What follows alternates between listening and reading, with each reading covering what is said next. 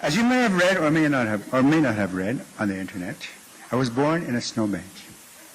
In the dead of a Manitoba winter yet, which sounds extraordinary, if not quite fictive. Wild exaggeration is the term I've been accused of when recounting this chapter of my life.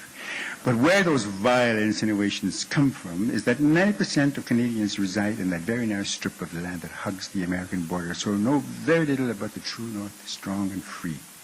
Because the truth of the matter is that back in the 50s when I was born, and in the 40s, 30s, and back to the cave days, most people were born like that, in that is such magic circumstances, circumstances that is when men talk to animals and trees talk to women.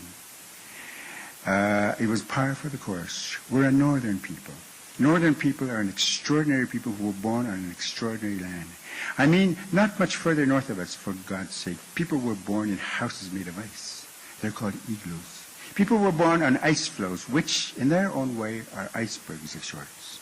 I mean, imagine being able to say that you were born on an iceberg. Being born in a snowbank pales by comparison. But what actually happened was that I was born in a tent pitched in a snowbank in one awful hurry, as my family, as usual, was traversing the tundra by dog sled, this some 100 kilometers north of Brochet, that is to say, in the very heart of Dene territory. And because this was the case, a Dene encampment just happened to be close by, which was why an old Dene woman named Titire Lura was roped into caring for my mother in her sickbed. Sorry about the Titire folks, but Dene names have always stumped me when it comes to their spelling in Roman orthography, as the language wasn't written, as it still isn't. But that was her name, Titire. I should just pronounce Titire, but that's how I spelled it, Titire. Because it sounds nice. You don't want to know what we called her for short. So, and as my mother was fluent Cree and fluent Dene, she and this midwife, Titire Lura, would have communicated in Dene, so that the first words I heard when I came into this world were not English, not French, not Cree, but of all things, Dene.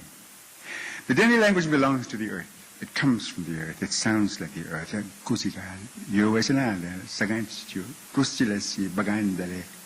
For yes, ile for no, noria kus. They have sounds like that in Greek. Sorry, I got Jerry, I got your microphone wet. I'm so sorry. I have a Kleenex. I'll wipe it. Anyway. But the Dene does that to you. When you speak Dene, you have to use a lot of saliva. But Cree, no saliva. Okay. So, I'm getting lost here. Even dice Dene Beyaz. I don't know if there's any Dene people in the room, but that's a shocking thing to say. Dice Dene Beyaz is its most common swear word, etc. I still remember significant amounts of it, though these days I rarely speak it. And with names like Denetcheze, Chizaze, Dantuze, Gazayu, Adunaze, Jalakwaze, Old Dice, Chagaze, etc., the letter Z is probably its most important sound, the sound that angers it, where, on the other hand, the Z is completely absent in Cree, which is more in love with the K and the Ch, as in Kipochim. Any Cree speakers in the room? Oh dear, you don't want to know what that means. And the K and the Ch as in Kipochim, and the P as in Ipapagas. So if the Dene language belongs and comes from the soil and the Muskeg and the reindeer moss of the northern extremities of the three prairie provinces and a sizable chunk of the Northwest Territories, they're not so much notable, for on that side the language merely peaks into its southern extremity. Then Cree comes from the laughter of a cosmic clown, as he, she has been called. A merry maker called the trickster. Wisakin in Cree, Nanabush in Ojibwe, Glooskap in Mi'kmaq, Iktomi in Lakota, Coyote on the plains, Raven on the west coast. He, she goes by many names and comes in many guises, which is why Cree has got to be the world's funniest language. I lie not when I say that each syllable is a kick in the pants, a poke in the bum. A quality not helped by the fact that my dialect of the language also happens to be the fastest of any dialect of any language anywhere on the planet. So now, very briefly, I'll take a dip into its rhythm and character. Fasten your chastity belts, ladies and gentlemen.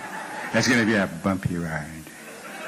You see, Brochet, unfortunately, was converted in the late 19th century by French Roman Catholic missionaries. God bless them. So that To this day, the fastest Hail Mary in the world is heard there. My mother, may she rest in peace, used to say her rosaries with such blinding speed that sparks would be seen flying out of her mouth, and one summer day set the priest on fire. In the confessional. And you know what the priest said? He said, "Holy smoke! My cassock's on fire." And then you know what happened? The Brochet fire department pulled up in a cloud of dust and doused him with holy water. That's how Catholic Brochet was at the time. Still is. Ever hear of a Hail Mary contest? Do you have Hail Mary contests here in Edmonton? No? Shame on you. And you consider yourselves good Christians? You want to know what a Hail Mary contest is? A Hail Mary contest, my dear friends and colleagues, is when the entire population of a village like Brochet kneels in a row on the main street with their rosaries jangling and rattling in their hands like the chains of love. Then the priest shoots a handgun. Bang! And the people go, you